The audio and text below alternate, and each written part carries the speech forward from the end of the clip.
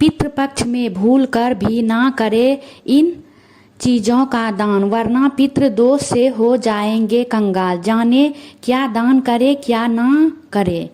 दोस्तों, पितृपक्ष में आप जो भी दान करते हैं उसका फल आपको तो मिलता ही है, साथ ही आपकी आने वाली कई पीढ़ियों को इसका लाभ मिलता है। आपको पितृपक्ष में किए गए दान का फल 100 गुना अधिक मिलता है। लेकिन पितृपक्ष में कुछ चीज़ों का दान वर्जित है। यदि आप इनका दान करते हैं तो आपको पितृदोष का सामना करना पड़ सकता है, आप कंगाल तक हो सकते हैं। इसीलिए आपको मालूम होना चाहिए कि पितृपक्ष में क्या दान करें और क्या नहीं करना चाहिए। आइए जानते हैं विस्तार से। इससे पहले अपना चैनल आदि अनादि कथा भक्ति को सब्सक्राइब और लाइक नहीं किए हैं तो कर दे। पितृपक्ष का आरंभ भाद्रपद मास की पूर्णिमा तिथि से हो जाता है, जबकि इसका समापन सर्वपितृ अमावस्या तिथि के दिन होता है। 17 सितंबर से पितृपक्ष शुरू होने जा रहा है। पितृपक्ष में श्राद्ध कर्म के कार्यों के साथ साथ दान का भी विशेष महत्व है। दान और श्राद्ध कर्म के कार्यों से पितरों को मुक्ति मिलती है। ऐसा कहा जाता है कि पितरों के नाम से किए गए दान से व्यक्ति को 100 गुना अधिक लाभ मिलता है। लेकिन आपको मालूम होना चाहिए कि पितृपक्ष में किन चीज़ों को दान करना वर्जित माना गया है। आइए जानते हैं पितृपक्ष में क्या दान करें और क्या दान ना करें। पहला, पितृपक्ष में ना करें जूते चप्पल और कपड़ों का दान। पितृपक्ष में अधिकांश लोग कपड़ों का दान करते हैं। आप कपड़ों का दान तो कर सकते हैं, लेकिन इस बात का ख्याल रखें कि कपड़े पुराने नहीं होने चाहिए। नए कपड़ों का दान ही करना चाहिए। साथ ही कपड़े ऐसे खरीदे जिनका इस्तेमाल कोई व्यक्ति आसानी से कर सके, जबकि जूते चप्पलों का दान तो आपको भूल कर भी नहीं करना चाहिए। ऐसे करने से आपका राहु प्रभावित हो सकता है और आपको राहु दोष लग सकता है। दूसरा, पितृपक्ष में दान ना करें ऐसे बर्तन। पितृपक्ष में लोहे के बर्तनों का दान भूलकर भी नहीं करना चाहिए।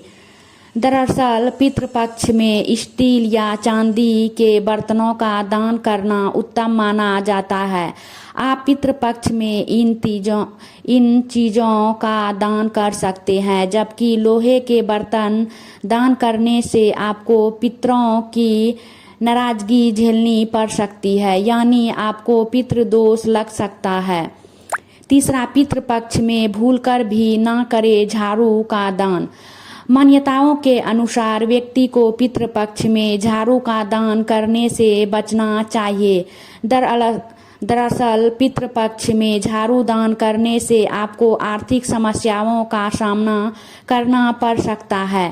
साथ ही पितृपक्ष में अपने घर के इस्तेमाल के लिए भी नई झाड़ू नहीं खरीदनी चाहिए। चौथा, पितृपक्ष में तेल का दान करने से बचे। पितृपक्ष में भूलकर भी तेल का दान नहीं करना चाहिए। दरअसल ऐसा करने से आपके पितृ आपसे नाराज हो सकते हैं। इस बात का विशेष ख्याल रखें कि सरसों के तेल का दान भूलकर भी नहीं करना चाहिए। पितृपक्ष में इन चीज़ों का दान करना बेहद शुभ होता है। पहला, पितृपक्ष में अन्न का दान करना विशेष फलदायी होता है। गेहूं चावल का दान आप चाहे तो कर सकते हैं। इनके अभाव में कोई दूसरा अनाज भी आप दान में दे सकते हैं। इस दान को करते समय संकल्प जरूर ले। संकल्प सही दान करने का विशेष महत्व है।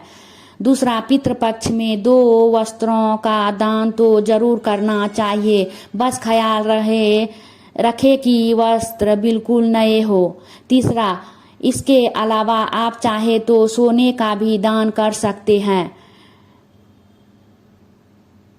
स्वर्ण दान को सबसे उत्तम दान की श्रेणी में रखा गया है। अपने समर्थन के अनुसार आप सोना दान कर सकते हैं। चौथा, यदि कोई व्यक्ति आर्थिक रूप से संपन्न है तो उसे किसी जरूरतमंद व्यक्ति को भूमि या संपत्ति का दान करना चाहिए। इस दान को करने से आपको कई गुना अधिक फल मिलता है। आपको ही नहीं बल्कि आने वाली पीढ़ियों को भी इस पुण्य का फल प्राप्त होता है। पांचवा, गाय का शुद्ध देसी घी का दान करना भी उत्तम माना जाता है। गाय के घी को एक पात्र में रखकर दान करना शुभ और मंगलकारी माना जाता है। इस दान को करने से घर में सुख, संपत्ति और समृद्धि का वास होता है। इसीलिए पितृपक्ष में इन सब में से आप किसी भी वस्तु का दान कर सकते हैं। इसका फल आपकी कई पीढ़ियों तक मिलेगा। हेलो दोस्तों, ऐसे ही जानकारी के लिए मेरा चैनल को सब्सक्राइब और लाइक करना ना भूलिएगा। Thank you for watching.